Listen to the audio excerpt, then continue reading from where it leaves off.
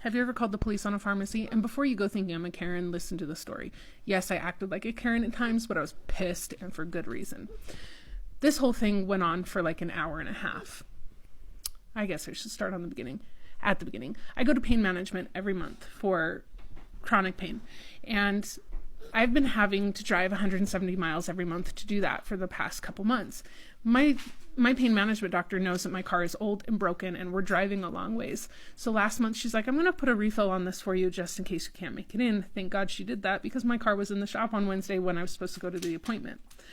So she put a refill on it, and the next day, November 3rd, I go and I fill the prescription and I say, hey, just so you know, there's a refill on that. Make sure to put that in the system, please. I left. A couple weeks later, I have a dream. There was an issue picking up my prescription at the pharmacy, and I ignored that dream. But I had that dream again on Sunday where they didn't have it. They couldn't find it. They couldn't help me. I called my doctor. She couldn't help me. I woke up Monday morning and I was like, I'm calling the pharmacy. And I called and I said, hey, can you check on my medication? Because I had the craziest dream last night that it wasn't there. And the tech was like, wow, you must be psychic. We have nothing for you. Which medication are you talking about? So I told her. And I said, hey, do you mind pulling the hard copy and checking that for me? She did. She found it. She came back and she's like, it'll be ready for you on Friday. That's the craziest thing. Come pick it up on Friday.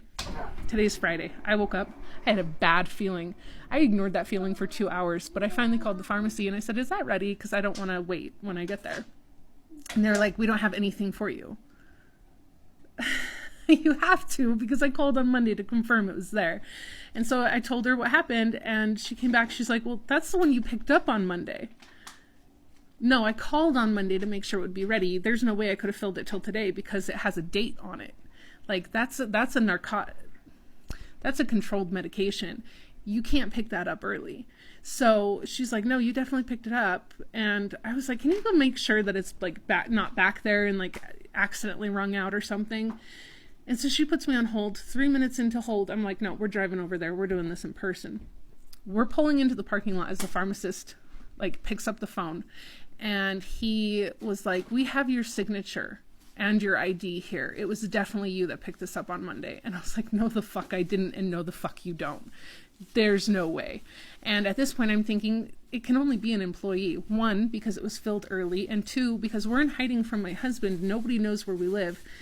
3, because nobody knows I have this medication. It could only have been an employee.